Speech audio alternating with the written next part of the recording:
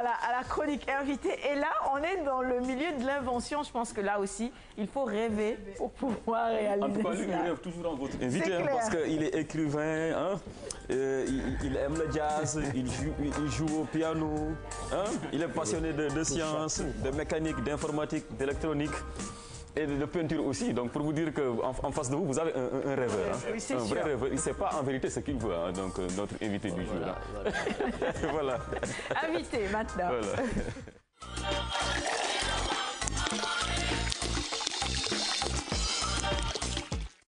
Après la présentation, on attaque tout simplement les questions. Mais bien sûr, hein, parce qu'il est là pour... bon, il va parler au nom du duo, parce qu'il n'est pas le seul invité. Il est donc venu avec son partenaire, Ngagne Seck, qui a fait un peu la démonstration de ce lit-là, oui. de comment il fonctionne.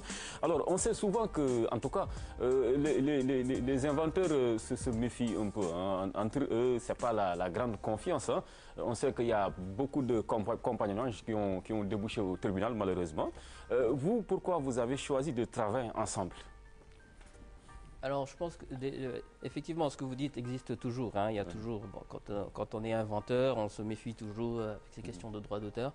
Mais je pense que les mentalités évoluent un petit peu et qu'on s'est rendu compte dans le monde qu'il y a un nouveau concept qui s'appelle open source.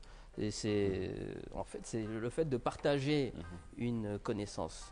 Quand on se rend compte que quand on partage une connaissance, tout le monde est gagnant et ça évolue. Les plus grandes sociétés informatiques du monde se sont bâties comme ça, comme l'exemple flagrant de Apple par exemple.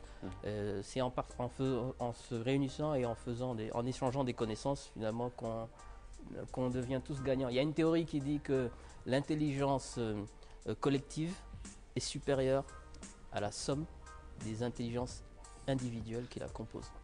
Donc c'est un peu sur ce principe qu'on part. Et c'est toujours très agréable de se retrouver entre rêveurs, comme vous disiez, et d'échanger des idées. Alors moi, comment je suis rentré dedans et comment je me suis allié avec mon ami Ngagne Seck, puisque c'est très important, il faut bien retenir son nom.